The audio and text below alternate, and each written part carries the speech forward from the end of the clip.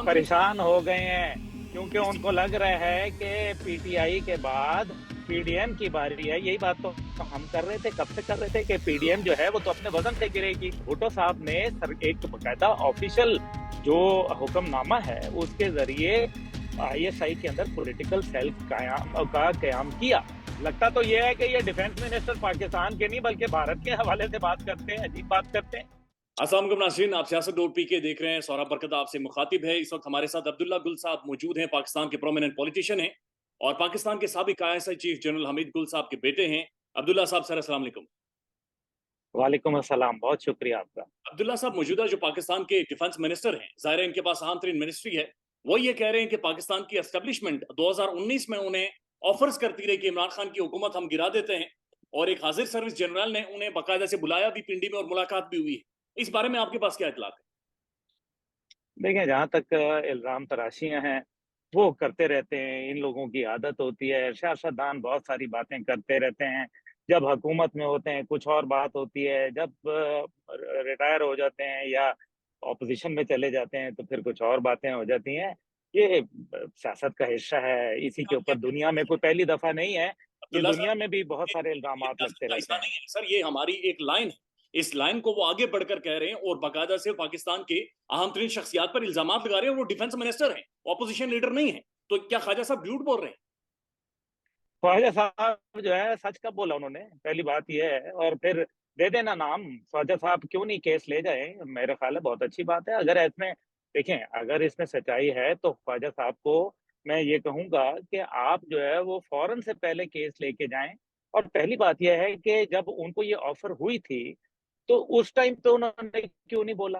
फिर वो defence minister लग गए। आप डिफेंस मिनिस्टर थे, उनको तो चाहिए उस ऑफिसर के खिलाफ इंक्वायरी कर लें, क्योंकि जाहिर है वो अगर बहुत सीनियर ऑफिसर थे तो वो रिटायर हो चुके होंगे। रिटायर हो गए हैं तो वो कोर ऑफ रिटायर्ड ऑफिसर्स में आ जाते हैं। और कोर ऑफ रिटायर्ड ऑफिसर्स के प्रोटोकॉल्स हैं, उनको अगर उन्होंने वायलेट किया है तो वो जाहिर है उनको काबिल जो है जुर्म सजा मिलेगी। तो ख्वाजा साहब क्यों नहीं ले जाते? आखिर ये जबानी अमल करने के बजाय बेहतर यह है कि उसको कोर्ट ऑफ लॉ में ले जाएं। नहीं अब्दुल्ला साहब, ये तो जाहिर है आप ठीक बात कर रहे हैं कि उन्हें कोर्ट ऑफ लॉ में लेकर जाना चाहिए। लेकिन आपको समझ क्या आ रही है कि ख्वाजा आसिफ साहब डिफेंस मिनिस्टर हैं, उन्हें इख्तियार बाकायदा से प्लेट में डालकर दिया गया, लेकिन इस वक्त वो इस तरह की स्टेटमेंट दे क्यों रहे हैं? बड़ी ये कंट्रोवर्शियल और अहम तरीन परेशान हो गए हैं क्योंकि इस- उनको लग रहा है कि पीटीआई के बाद पीडीएम की बारी है। यही बात तो हम कर रहे थे, कब से कर रहे थे कि पीडीएम जो है वो तो अपने वजन से गिरेगी। इनका ख्याल था कि फौज जो, देखें, एक तासुर था कि फौज जो है वो पीडीएम को सपोर्ट कर रही है। फौज ना पीटीआई को सपोर्ट करती थी, ना पीडीएम को सपोर्ट करती, ना मुस्लिम लीग को, ना किसी पीपल्स पार्टी को। फौज करती है हुकूमत को सपोर्ट। वो हुकूमत चाहे किसी की भी हो, वो सपोर्ट करते हैं। और इसका मैंने आपसे पहले भी इजहार किया था, एक दफा दोबारा रिपीट कर देता हूं कि मार्च की 19 तारीख को 2022 को बिलावल साहब ने एक स्टेटमेंट दे दी कि ओआईसी का जो स्पेशल इजलास है पाकिस्तान में वो नहीं होने देंगे। 2 घंटे बाद उनको बयान वापस लेना पड़ा। क्यों? क्योंकि फौज ने जो है वो, जाहिर है ये एक रियासत की सिक्योरिटी एक इंटरनेशनल मैटर था। और जब भी इंटरनेशनल सिक्योरिटी को कोई वायलेट करेगा तो रियासत अपना किरदार अदा करती है और करना चाहिए। उन्होंने किया, बिलावल साहब को रियलाइज हुआ, उन्होंने अपना बयान वापस ले लिया और ओआईसी का वो इजलास भी हुआ। लेकिन सियासत को सपोर्ट वो ना पहले करते थे, ना अब करेंगे, ना पर्सनल सियासत को करेंगे, ना पार्टी अब्दुल्ला साहब, पॉलिटिक्स को बात सुनिए सर, करेंगे। पहले की बातचीत ना करें। जनरल बाजवा साहब कॉलम्स लिखवाते रहे, वो खुलकर बताते रहे कि उस्मान बुजदार को पसंद नहीं करते थे, इमरान खान को क्या हिदायत देते रहे, किस तरह से मीटिंग्स करते रहे।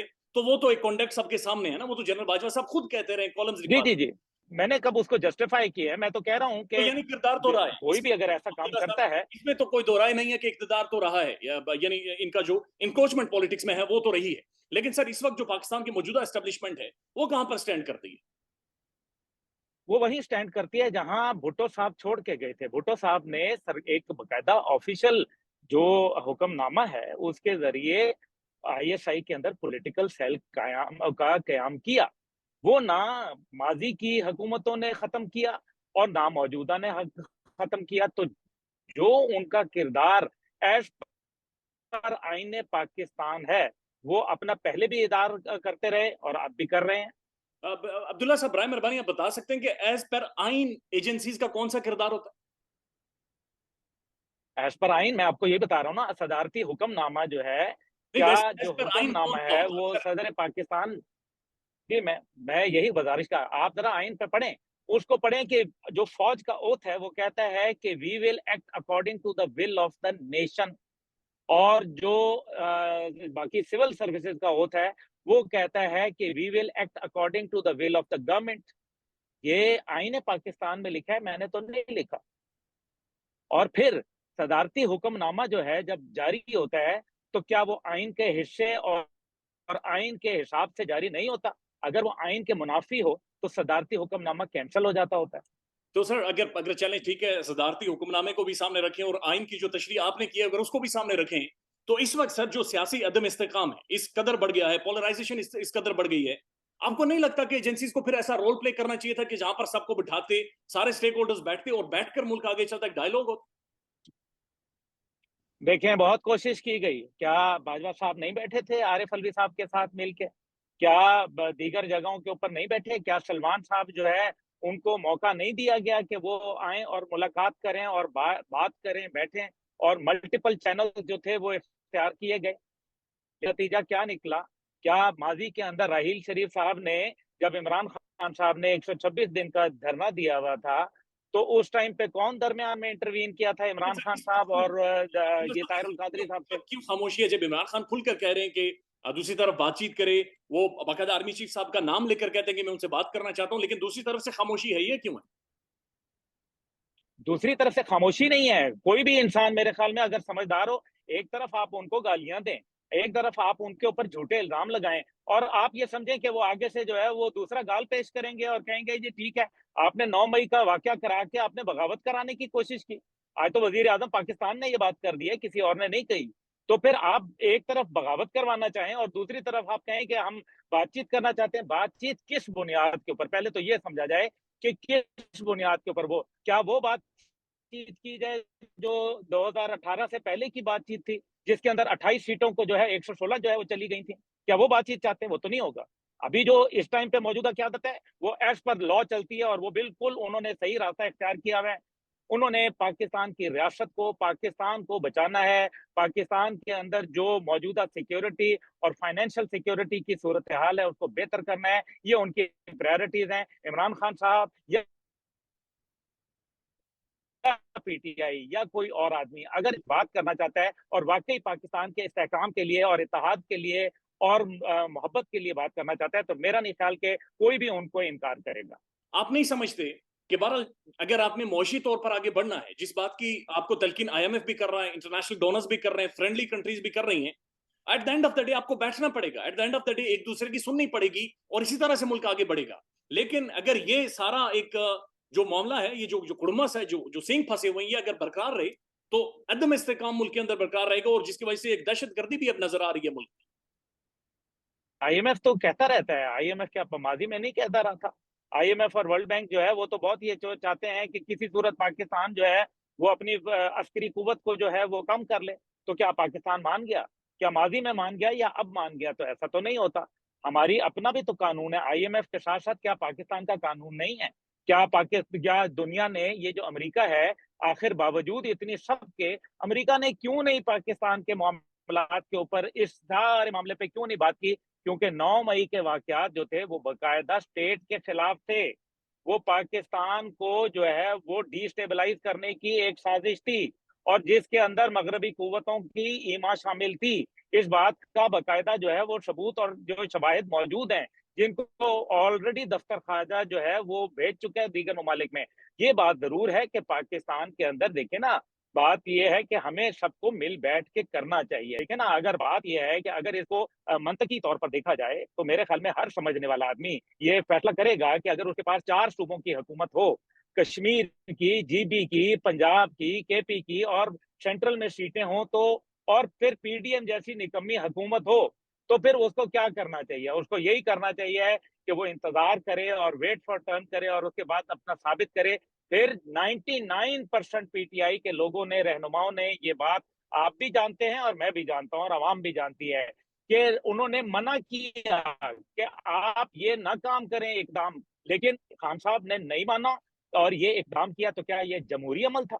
क्या अब्दुल्ला ये अब्दुल्ला साहब, डिक्टेटरशिप नहीं है। सर सुने, इस मुल्क में जमहूरियत का वर्ड इस्तेमाल किया जाता है और पॉलिटिकल पार्टीज आपको पता है सारी ऐसी चलती हैं, लेकिन सर ये बताएं, जो एक चाइनीज डिग्नेटरी पाकिस्तान में आने वाली, बल्कि आज गालिबन इसी हवाले से छुट्टी भी की गई है, लेकिन उससे पहले जो बाजोड़ में एक बहुत ही खौफनाक किस्म का मामला पेश आया, ये कौन सी फोर्सेस हैं जो असल में एक अहम तरीन दौरे को सबुटाज करना चाह रही? हाँ, ये आपने बात बहुत अच्छी कही। देखें, हमेशा जब भी चीन का दौरा होता है, इससे पहले जब 6 मई को उनके वज़ीर ख़ारजा आए थे, तो उस टाइम पे क्या हुआ था? हमने यहाँ अदलिया के साथ जो है वो इत्तेहाद का वो क्या उसका सॉलिडेरिटी का हमने इज़हार किया था, उसी दिन मिला था। पूरा 1 साल अदलिया याद नहीं आई। फिर 9 मई को क्या हो गया?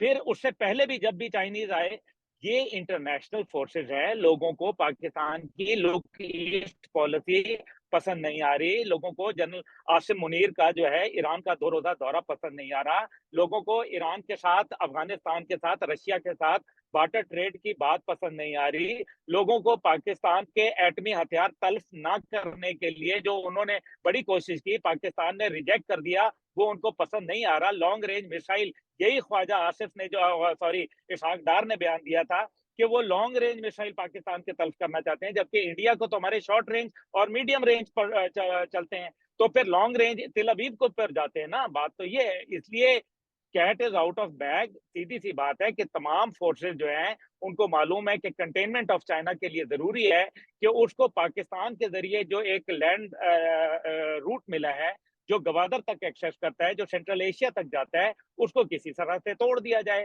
काट दिया जाए। और उसके लिए 2 ही सूबे हैं, एक केपी और एक बलूचिस्तान, दोनों में आप देख लें क्या हो रहा है।